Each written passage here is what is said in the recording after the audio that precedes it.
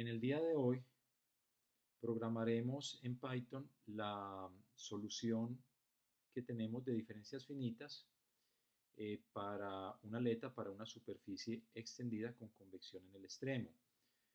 Eh, ya hemos hecho previamente el planteamiento y hemos llegado a un sistema de ecuaciones lineales. Es muy importante tener en cuenta que en este sistema de ecuaciones lineales cada fila representa una ecuación correspondiente a un nodo específico, es decir, la fila, la primera fila de la matriz representa la ecuación del primer nodo, la segunda fila de la matriz representa la ecuación del segundo nodo y así sucesivamente. El vector de incógnitas contiene todas las incógnitas, o sea, el valor de la temperatura en cada nodo, y tenemos el vector del lado derecho del sistema de ecuaciones. Eh, Hay ecuaciones que se parecen entre sí, también es muy importante observar eso. La primera ecuación es la condición de frontera del primer nodo. Las ecuaciones desde la segunda fila hasta la penúltima fila de la matriz representan las ecuaciones en diferencias finitas que habíamos obtenido previamente para los nodos internos, donde utilizamos diferencias finitas centrales o centradas, y la ecuación del último nodo está ubicada en la última fila de la matriz, eh, y esa última fila de la matriz representa la condición de frontera en el nodo de la derecha. Vamos entonces a programar ese sistema de ecuaciones y la solución y la posterior graficación en Python.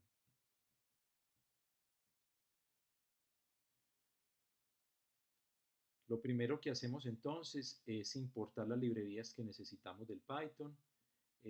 Necesitamos la librería NumPy, la importamos como NP, porque tenemos que utilizar todas las funciones y las capacidades matemáticas que tiene el Python. Y necesitamos también la librería Matplotlib para poder graficar, es la librería gráfica. Entonces importamos primero las librerías que necesitamos.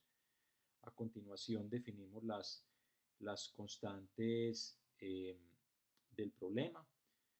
Vamos a definir el valor de teta b. Recuerden que teta b en nuestro problema es el valor de teta, el exceso de temperatura en el nodo de la izquierda. O sea, cuánto es la temperatura o el exceso de temperatura en la base de la aleta. Entonces, tiene un valor constante, en este caso 50, los valores de los coeficientes, H vale 10 vatios metro cuadrado grado Kelvin, K vale de orden de 100 vatios metro grado Kelvin, la longitud de la aleta va a ser 1.5 unidades, en este caso metros, todo lo estamos trabajando en sistema de unidades internacional. La inercia o la masa térmica de la aleta sería 0.5 en este caso. El número de nodos que vamos a utilizar sería 200 nodos. Y entonces delta de x, o sea, el espaciamiento entre nodos sería la longitud de la aleta dividido el número de nodos menos 1, porque si uno tiene n nodos, entre cada pareja de nodos hay un intervalo. Entonces, si uno tiene n nodos, tiene n menos 1 intervalos. Entonces, el delta de x, la distancia entre nodos consecutivos, será la longitud total de la aleta dividido el número total de intervalos, que es el número de nodos menos 1, y otras constantes que necesitemos. Definimos también qué arreglos, en este caso, qué matrices y qué vectores vamos a necesitar. Necesitamos crear e inicializar una matriz A. La inicializamos con el comando zeros. El comando zeros crea una matriz que tiene n filas y n columnas, en este caso 200 filas y 200 columnas. Necesitamos crear un vector teta, que también va a ser un vector inicializado en ceros, o sea, lo creamos lleno de ceros y va a ser un vector de n componente, va a ser el vector de las incógnitas. Un vector b, que va a ser el vector del lado derecho del sistema de ecuaciones lineales, y un vector x que va a contener las coordenadas de cada nodo. Y es muy importante no confundir la coordenada de cada nodo con el número del nodo. Vamos a mirar un momento esa diferencia.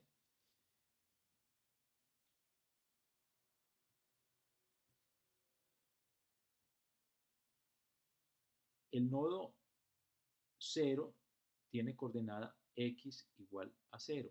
El nodo 1 tiene coordenada x igual al delta de x. El nodo 2 tiene coordenada x igual a 2 delta de x. El nodo 3 tiene coordenada x igual a 3 delta de x. Entonces cualquier nodo i, si este es el nodo i, la coordenada de ese punto en un eje cartesiano sería i por delta de x. Entonces no confundir el número o el índice del nodo. Este es el nodo 0, pero con coordenada x igual a 0. Este es el nodo 1 con coordenada x igual a delta de x. Este es el nodo 2 con coordenada x igual a 2 delta de x. Y así sucesivamente. No confundir el número del nodo con la coordenada del nodo. Entonces necesitamos un vector x que contenga todas las coordenadas de cada nodo. Vamos a hacer un ciclo for en un rango desde 0 hasta n. Recuerden que el Python cuando crea rangos e indexa rangos, pues el primer número es 0 y el rango llega hasta el penúltimo número, es un intervalo abierto, hasta n-1, para un total de n nodos. O sea, i toma los valores i igual a 0, i igual a 1, i igual a 2, i igual a 3, y así sucesivamente hasta i igual a n-1, que es el penúltimo valor. Esa es una de las reglas del Python. Bueno, a continuación creamos unos condicionales. Si i es igual a 0, o sea, si estamos en el primer nodo, en el nodo de la izquierda, tendremos en la matriz A la fila i, columna i, o sea, i vale 0, fila 0, columna 0, la primera fila de la matriz, la primera columna de la matriz, ahí tenemos un 1, que es lo que habíamos ubicado acá en la matriz del sistema de ecuaciones cuando lo ensamblamos. Este 1 está ubicado en la fila 0, en la primera fila, la columna 0, o sea, la primera columna.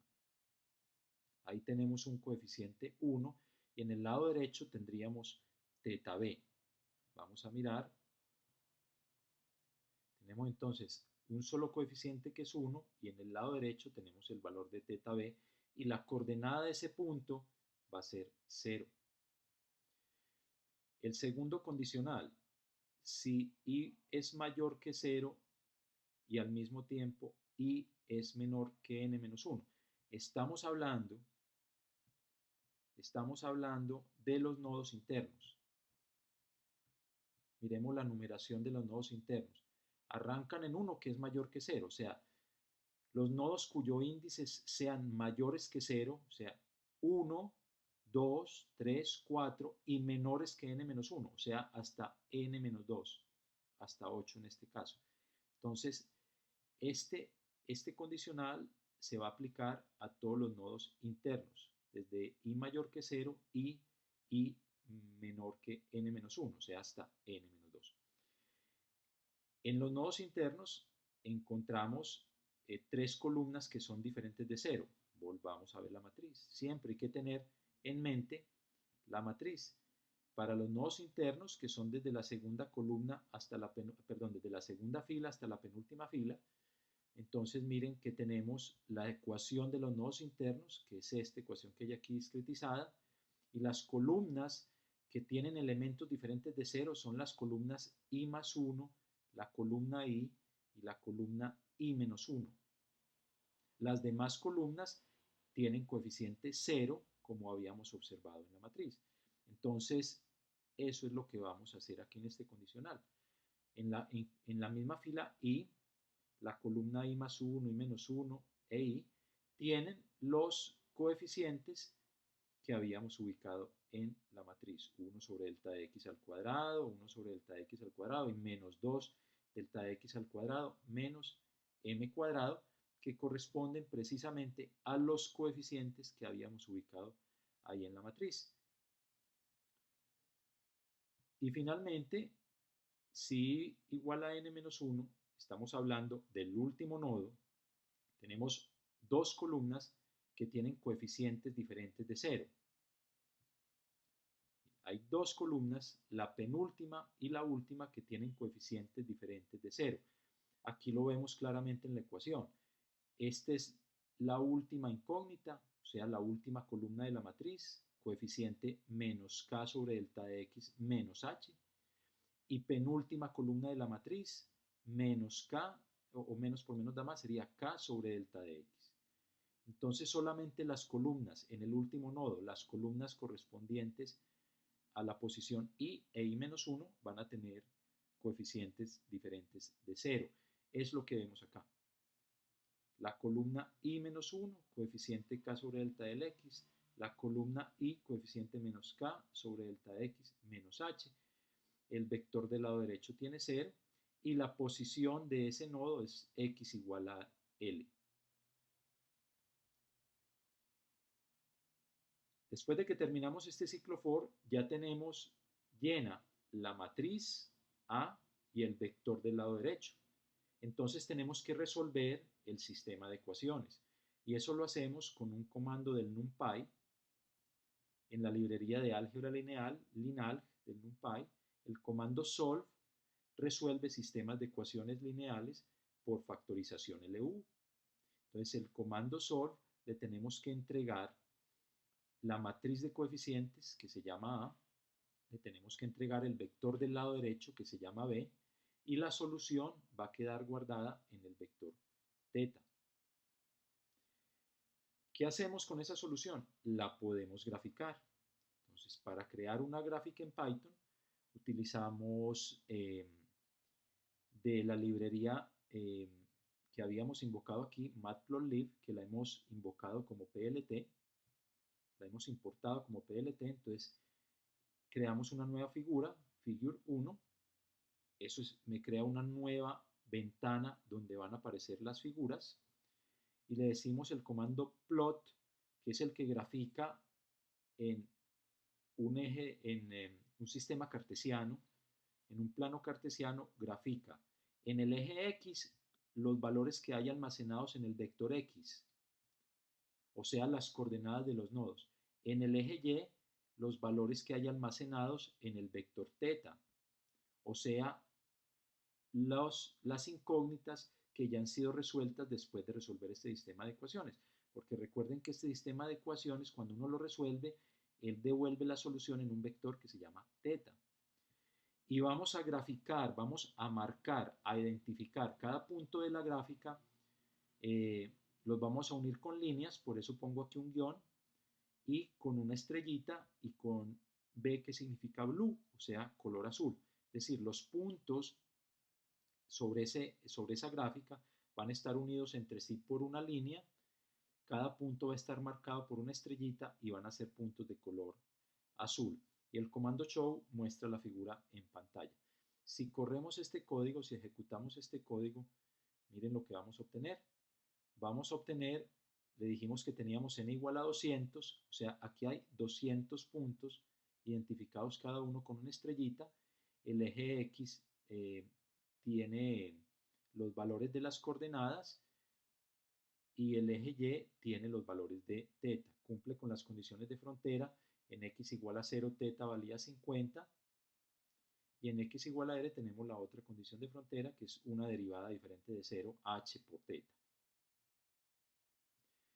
Si queremos ver los puntos separados, pues utilicemos, por ejemplo, aquí no 200 puntos, sino 25 puntos. Ahí los podemos ver más separados, aunque perdemos precisión, porque el delta de x aumenta.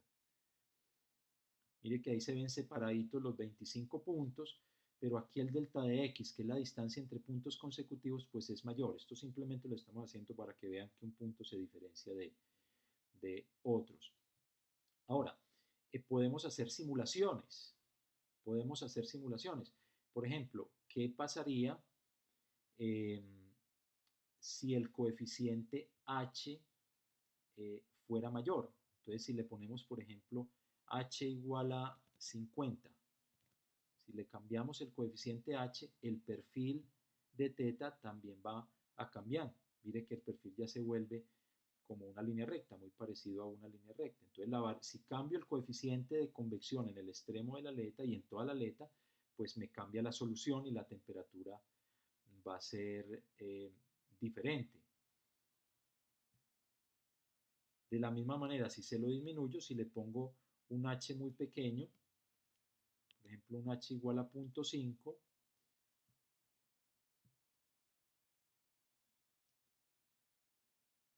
mire que el perfil de la aleta cambia y aquí la derivada es más cercana a cero, porque recuerden que la condición de frontera en el extremo es que k por la derivada de teta es igual a h por teta. Entonces, si h es igual a cero, miremos la ecuación, o es muy cerquita a cero, si en la condición de frontera h es muy pequeña, entonces tenemos que la derivada también va a ser muy pequeña, es decir, muy cercana a cero.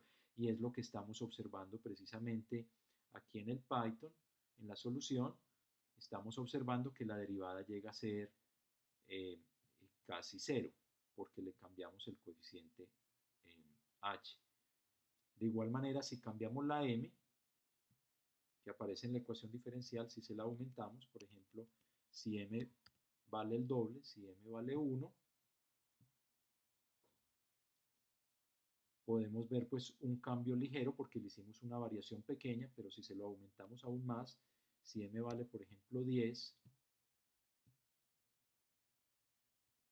mire lo que pasa, el cambio es mucho más dramático, la aleta se enfría mucho más rápido, casi que en los primeros 40 centímetros la aleta ya alcanza la temperatura del ambiente y el resto de la aleta ya se mantiene casi a temperatura ambiente. Entonces es muy importante, después de que uno obtiene la solución de la ecuación diferencial, hacer diferentes simulaciones, es decir, obtener la solución con diferentes valores de los parámetros para observar físicamente qué ocurre en el sistema.